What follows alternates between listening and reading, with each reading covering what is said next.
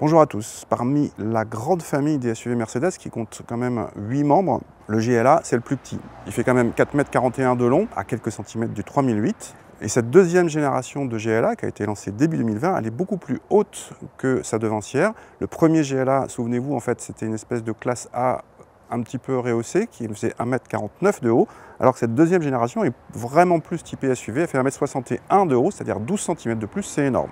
Du coup, ce GLA de deuxième génération va concurrencer plus directement le BMW X1 et l'Audi Q3. Alors, ce GLA de deuxième génération repose sur les dessous techniques sur la plateforme de la classe A actuelle. On retrouve donc du côté des motorisations à peu près toute la palette de la classe A, y compris en haut de gamme essence la 45 AMG de plus de 400 chevaux.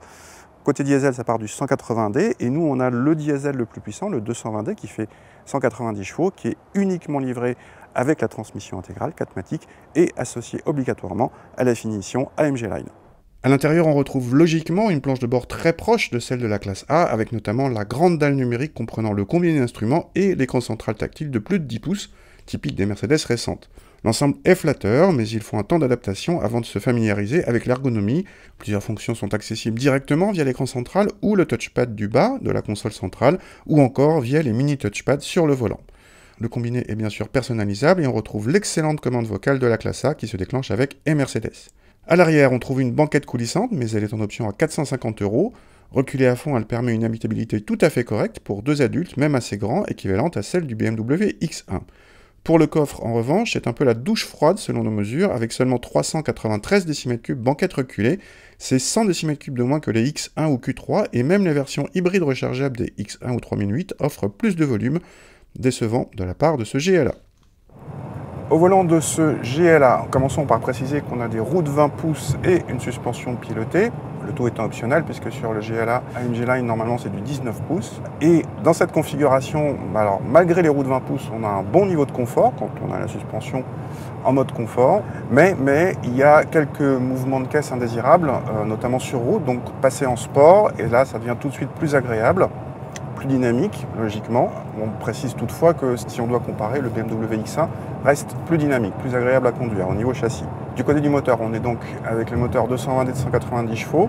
On est en 7 secondes 8 pour le 0 à 100 et 29,2 au millimètre départ arrêté selon nos mesures. Et c'est le plus rapide sur ces deux exercices par rapport au BMW X1 20D et au Q3 40 TDI. Donc il y a largement de quoi faire pour relancer, y compris sur autoroute. La boîte double embrayage à 8 rapports est très bien, très rapide, très douce et très bien gérée. Et en fait, grosso modo, tout va bien. Et il y a juste la sonorité diesel qui est parfois un petit peu trop présente. Mais à part ça, ce GLA est un très bon compagnon de voyage. Du côté des consommations, nos mesures indiquent 6,6 litres de moyenne, soit un des meilleurs chiffres de la catégorie, seulement battu par un certain X1 20D X-Drive. Le Q3 40 TDI Quattro est en revanche assez loin derrière. Notre GLA DC avec ses roues de 20 pouces avait droit à un malus écologique de presque 900 €, à rajouter aux 51 000 € de base du GLA 220D, on le répète, obligatoirement livré en 4MATIC et finition AMG Line. C'est cher donc, et on est bien dans le premium, mais les concurrents directs naviguent dans les mêmes eaux tarifaires à très peu de choses près.